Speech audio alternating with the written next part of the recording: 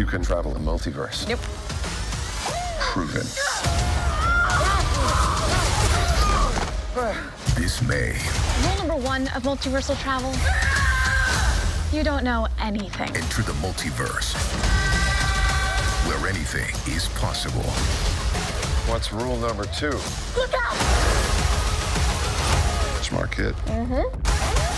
Marvel Studios, Doctor Strange, only in cinemas.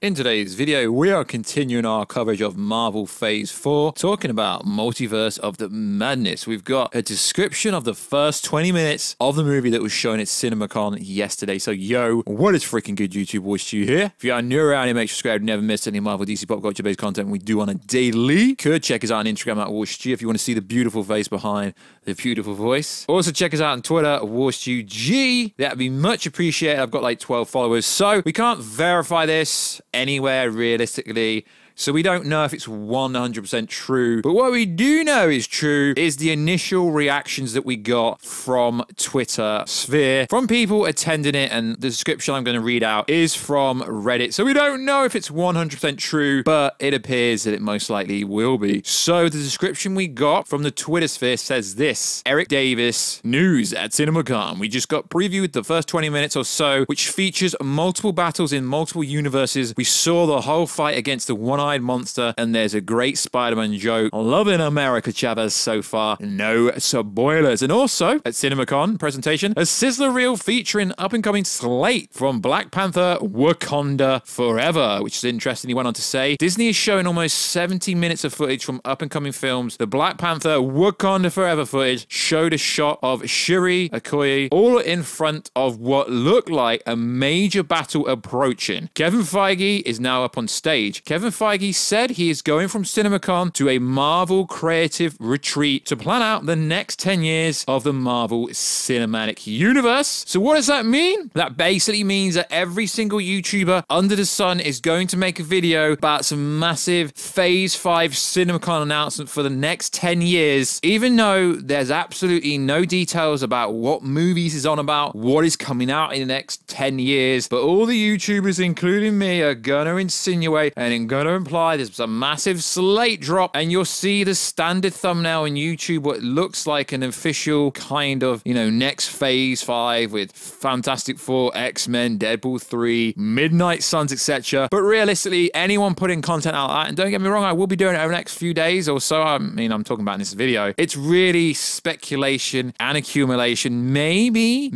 in the summer if we get Comic-Con in July, but let's face it, we haven't really had a Comic-Con since 2019, have we? Where they first revealed all this kind of stuff. So it is fascinating that Kevin Feige came out and said, yeah, we're planning the next 10 years. So does that mean they've not already planned what's coming next? I don't know. So also in the news, let's break down what was said apparently to be in this first 20 minutes. Now, we don't know if this is actually the start of the movie or if it's a random part of the movie. So Doctor Strange Into the Multiverse of Madness reads like this. Movie picks up with a demon chasing America Chavez and Defender Strange. This guy's a bit of a prick and gets killed, but America manages to escape to our MCU. Cuts to Doctor Strange waking up thinking it was all a dream. He then goes to Christina's wedding where he is confronted about the blip and his role in What Happened by Michael. Was there really only one way to beat Thanos? Strange and Christina talk at a bar. He regrets not making her a priority. She wants to introduce him to her husband. It's a bit freaking weird. It's a bit weird he's going to the wedding, to be honest. Strange is interrupted by Shamagora arriving in downtown New York. Raimi really wastes no time. Strange leaps into action and saves Chavez, and Wong joins him. All three team up in a battle to take out the monster. Magical fueled fight. It's pretty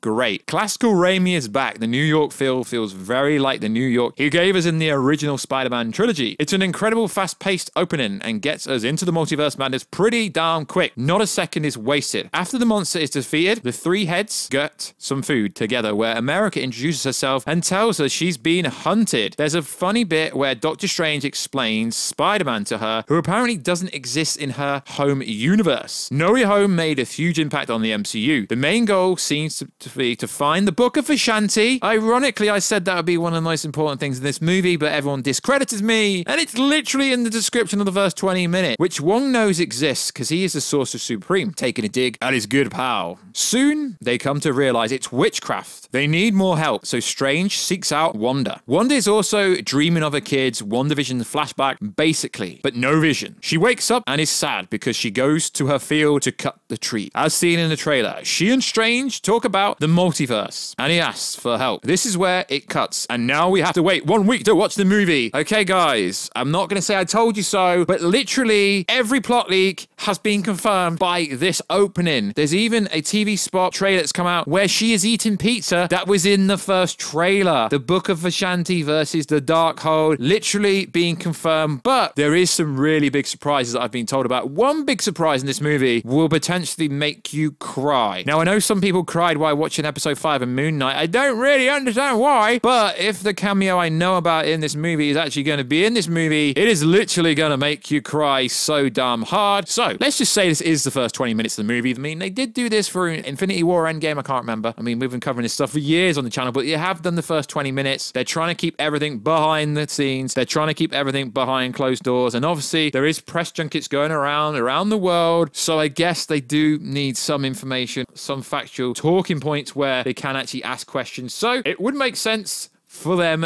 to do this. So I do find it really fascinating. It does sound like a really cool fast-paced movie. As we know, it is only 2 hours long. Then if you read a bunch of other descriptions from places like Screen Rant, they all line up. They're all the same. So you know it's true. Even though it's from the Reddit sphere, we know it's true. And it is cool that Feige has come out and said, yo, we're building the next 10 years of the MCU, of the Marvel Cinematic Universe. That is really freaking cool because we know we've got so much greatness coming up. Doctor Strange, obviously, then Miss Marvel, Thor Love and Thunder, She-Hulk, Spider-Man Across the Spider-Verse, obviously being delayed to next year, Werewolf by Night, Wakanda Forever, hopefully coming out this year, Echo on Disney+, then we've got the Guardians of the Galaxy Holiday Special, then we've got Captain Marvel 2, which is now being called The Marvels, then we've got Guardians of the Galaxy Volume 3, then we've got Blade, then we've got Ant-Man Quantumania, then we've got Secret Invasion, which I've just finished shooting, then we've got I Am Groot at some point, then we've got Ironheart, then we've got Spider-Man Freshman Year on Disney+ at some point, then we've got the X-Men 97, then we've got Agatha, House of Harkness at some point, then we've got Season 2 of Loki, then we've got Armored Wars, then we've got Marvel's Zombies, then we've got Fantastic Four, then we've got Spider-Woman, okay, technically Sony, then we've got Kraven the Hunter, then we've got Deadpool 3, and then we've got Captain America 4, Madam Web, Sony, sure, then we've got Wakanda Series, sure,